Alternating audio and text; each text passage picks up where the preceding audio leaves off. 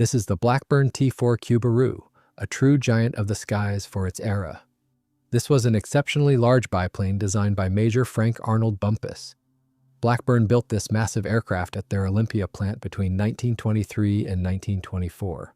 It was developed under a government contract as a long-range coastal defense aircraft.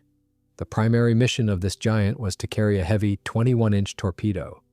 This was a significant jump up from the smaller 18-inch torpedoes that earlier British aircraft had typically carried, and the extra size meant a far heavier explosive warhead, one that military planners believed could genuinely threaten even the most heavily armored battleship afloat, or it could carry an equivalent weight in bombs to protect the coastline. This requirement had first been formally laid out as Air Ministry Specification 8-21, a designation that had actually started life a few years earlier under the internal code name Directorate of Research Type 9. Once the design was approved, the completed airframe was moved from the Olympia Works down to Brough Aerodrome in East Yorkshire, where all of the final assembly work and every test flight would eventually take place. Blackburn Aircraft itself was no stranger to this kind of specialized work.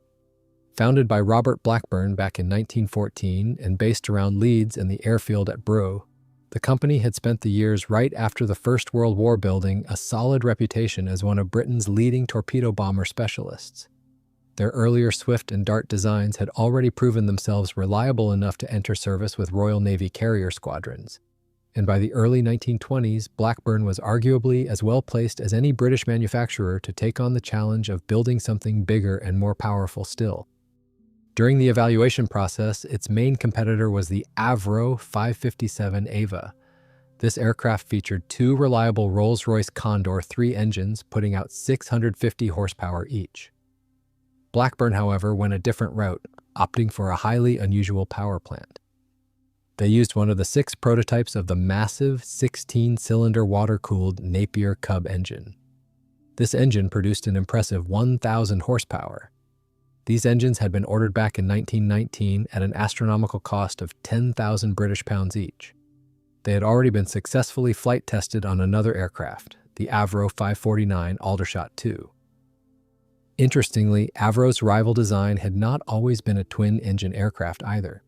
Their engineers first sketched out a single-engine machine of their own, known as the Type 556, built around much the same idea as the Cubaroo. But once the requirement was revised as Specification 16-22, calling specifically for 2 engines, Avro dropped that early proposal and pressed ahead with the twin-engine Ava instead, which ended up even larger than the Cubaroo, spanning nearly 97 feet across its wings, albeit with a noticeably slimmer fuselage. The Napier Cub itself was as much a curiosity as it was an engineering marvel. Only 6 of these engines were ever built in total, and none of them ever reached full series production.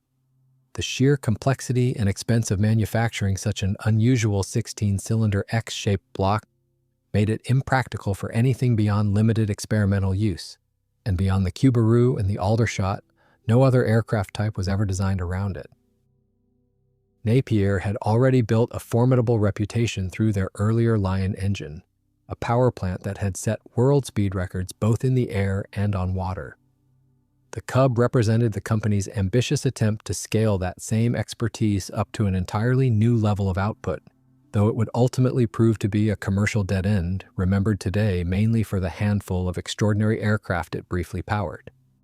The first rumors that Blackburn engineers were working on a massive new project leaked to the press in late 1923. An article featuring some intriguing sketches surfaced in an Italian aviation magazine around that time. But back in Great Britain, the project was kept strictly under wraps. This secrecy lasted right until August 21, 1924. That is when a select group of guests was invited to the Brough Aerodrome. The group included the press, military officials, and government representatives from Spain, Japan, Greece, and the United States. They were finally allowed to inspect the massive aircraft up close on the ground before watching it take to the air. This particular prototype carried the serial number N166. Not everyone in attendance was charmed by its looks. C.G. Gray, the outspoken editor of the Aeroplane magazine, was famously unkind about the design, once comparing its appearance to a docile cow standing in a field. A detailed technical write-up on the new bomber ran in Flight magazine exactly 1 week later, giving the wider aviation world its first proper look at the engineering behind the giant biplane. Those foreign observers had not made the trip out of simple curiosity either. Nations like Japan and the United States were closely watching British torpedo bomber development throughout the 1920s, keen to see what techniques and technologies might be worth adopting for their own naval air arms. With an incredible wingspan of 88 feet, the Cubaroo was one of the largest single-engine aircraft in the world at the time. Among all aircraft flying anywhere in the world at that moment, only a handful of multi-engine giants left over from the First World War, machines like the enormous 4-engined Zeppelin Staaken bombers, could really claim to be larger overall, and none of those relied on anything close to a single power plant. From nose to tail, it stretched 54 feet, and it stood a full 19 feet 4 inches tall at the top of its upper wing. The fuselage itself was remarkably deep, plunging down nearly 11 feet to comfortably accommodate the pilot seated just above the enormous engine ahead of him. Its sturdy steel tube airframe followed the same design philosophy as Blackburn's earlier successful creations, the Swift and Dart torpedo bombers. At its core was a central fuselage section built around 2 massive steel beams. The split main landing gear struts were securely attached directly to these beams. These beams also served as the mounting points for the lower wing. This made the airframe incredibly rugged and able to handle massive structural loads. The wings themselves were staggering in scale. They had a constant chord of nearly 11.5 feet. They utilized a thick airfoil section that provided excellent lift for such a heavy bomber. To ensure proper stability in flight, the wings incorporated both sweepback and dihedral. However, these huge dimensions created a major headache when it came to hangar storage. To fix this, the engineers implemented a highly practical solution. They designed the outer wing panels to fold. Using specialized hinges, the wings could easily be swung back alongside the fuselage, saving crucial hangar space. Control and roll was handled by a set of inset, unbalanced ailerons fitted to all 4 wings, each one running for roughly half the span, while the wingtips themselves were finished off with a smooth, semicircular curve that softened the otherwise blocky outline of the huge biplane structure. To support this massive wing area and handle the aerodynamic stress, the biplane structure was heavily reinforced. It featured an extensive network of struts and bracing wires. These firmly tied the wings, fuselage, and landing gear together into one highly rigid unit. The landing gear on this aircraft was rather unconventional too. Each of the main struts rested on a pair of massive Palmer wheels, measuring a full 4 feet in diameter. These struts were intentionally set exceptionally far apart. This wide stance created a clear tunnel straight under the fuselage. This is exactly where the torpedo and its heating system were designed to sit. In total, each side of the split undercarriage carried 2 of these wheel pairs, 8 enormous wheels altogether, giving the Cubaroo a remarkably wide and stable footprint on the ground for such a heavy machine.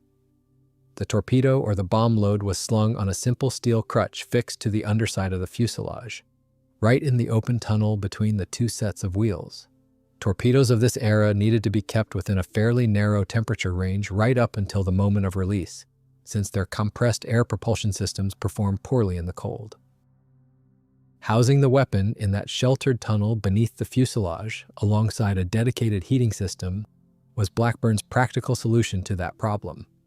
Out back, they installed a heavy, duty-sprung tail skid. It was securely braced to the airframe with a complex strut system. This cushioned the impact when bringing this massive, multi-ton aircraft in for a landing. They also decided to go with a biplane tail assembly. This offered some major advantages in structural strength and overall handling. The vertical tail setup consisted of 2 standard outboard fins along with a large central rudder. As for the horizontal section, it was equipped with variable incident stabilizers that could be trimmed in flight. These were paired with a well-balanced set of elevators. Thanks to all this complex mechanical and aerodynamic balancing, it was much easier for the pilot to fly this massive aircraft. They did not have to constantly fight the controls. So, what about the crew? The pilot and the navigator sat side by side in a spacious, open cockpit. Their stations were positioned right behind that massive engine. They sat just forward of the upper wing's leading edge. In this area, the sides of the fuselage tapered sharply inward toward the bottom.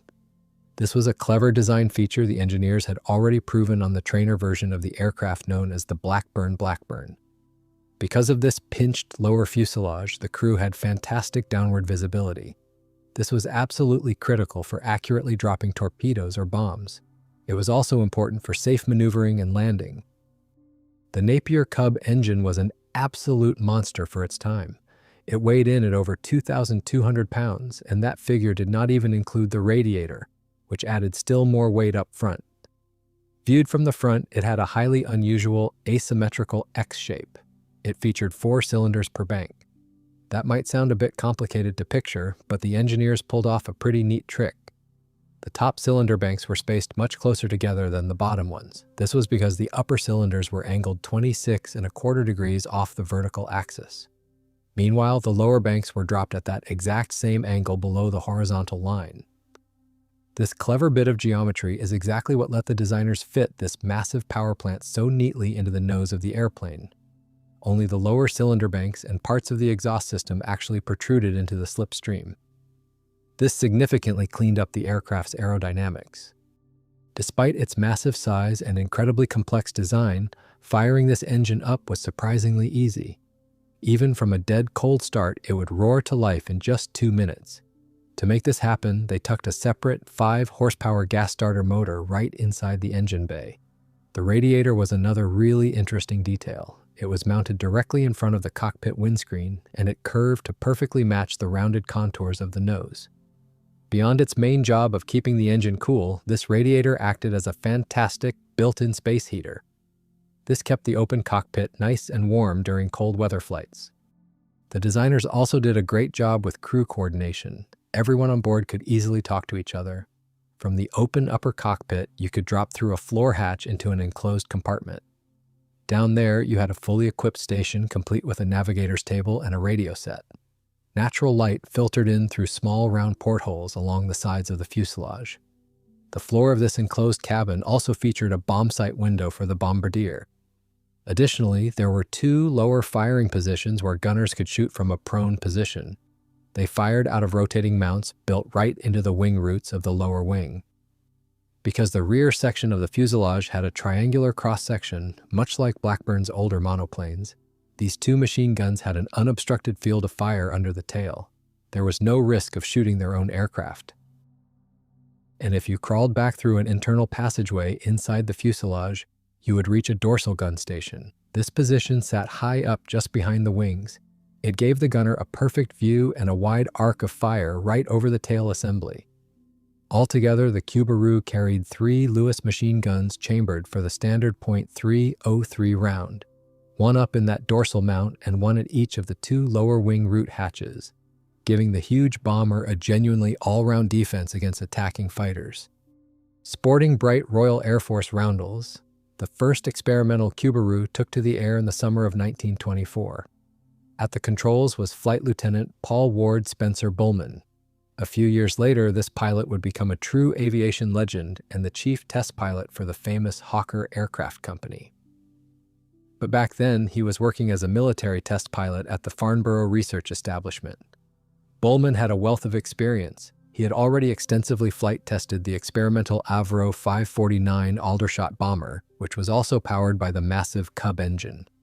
On August 21, 1924, taking off from Brough straight into a stiff headwind off the river, the new Cubaroo impressed everyone watching. Excited onlookers at the time reported that the massive aircraft seemed to just float into the air, flying with incredible grace.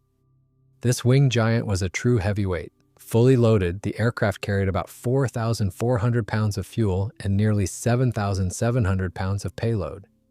That arsenal even included a massive 3,300-pound torpedo. Its maximum takeoff weight reached an incredible 19,800 pounds.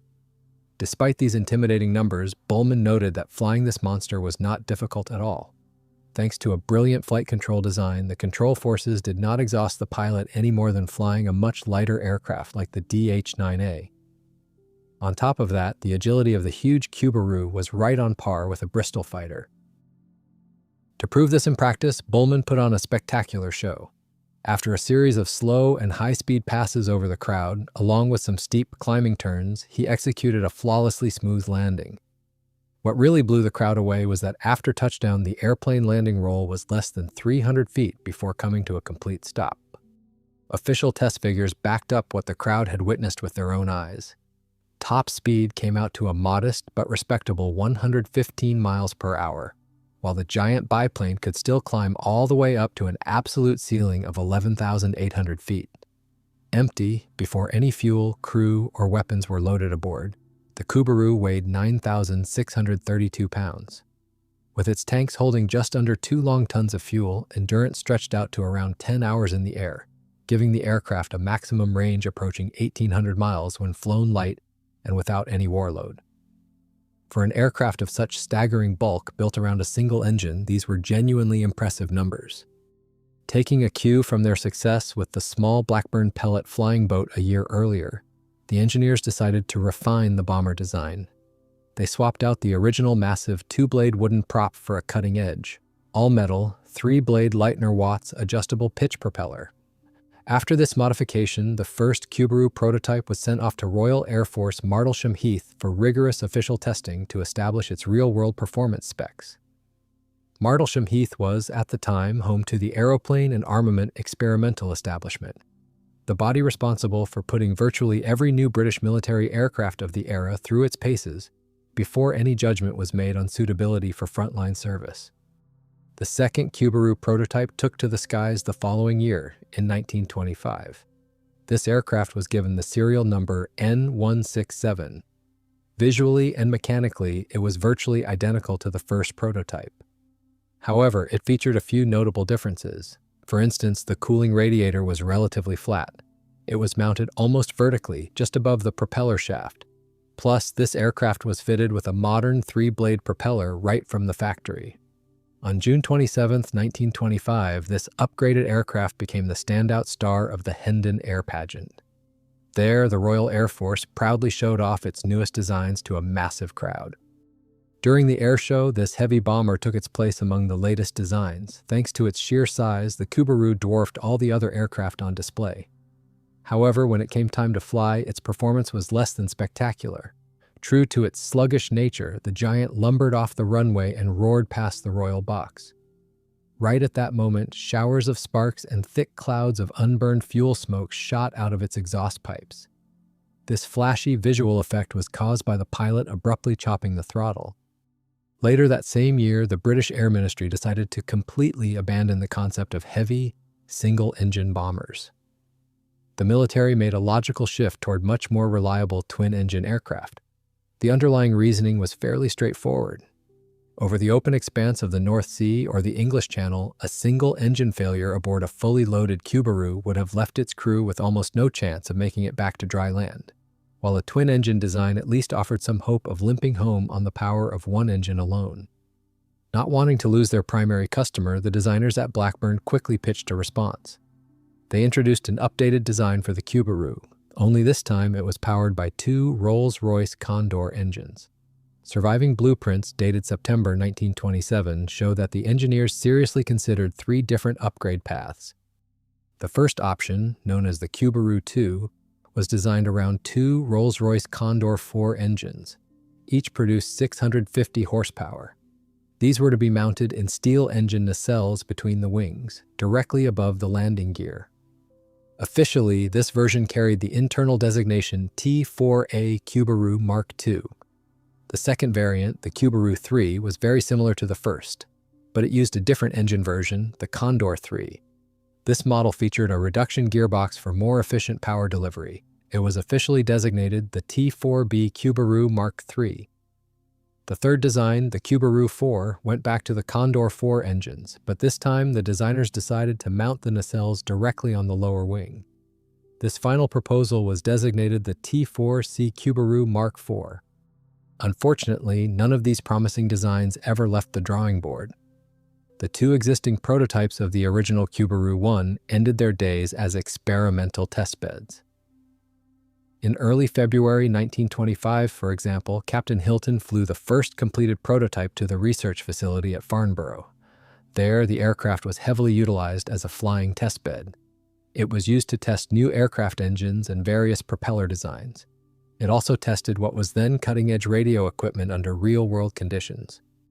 Its career turned out to be fairly short, though. During a routine demonstration flight in the summer of 1925, the left main landing gear strut failed under stress and collapsed.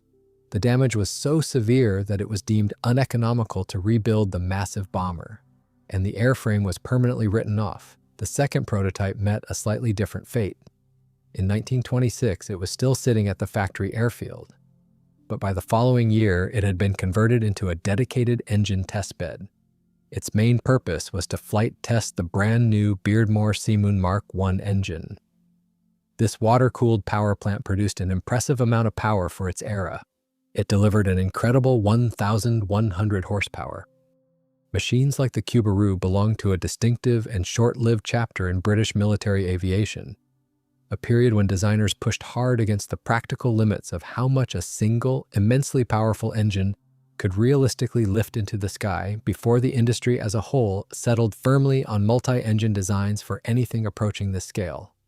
In the end, only these two prototypes of the Cubaroo were ever completed, and the type never advanced beyond experimental trials into any kind of production or frontline squadron service. Even so, the huge amount of practical engineering knowledge Blackburn gained while wrestling with such an enormous single-engine airframe was not wasted. Much of that hard-won experience fed directly into the company's next major project, the Blackburn Iris flying boat, which went on to see genuine, if limited, operational service with the Royal Air Force. Neither Cubaroo airframe survives today, and photographs remain the only real record of just how enormous this single-engine giant truly was.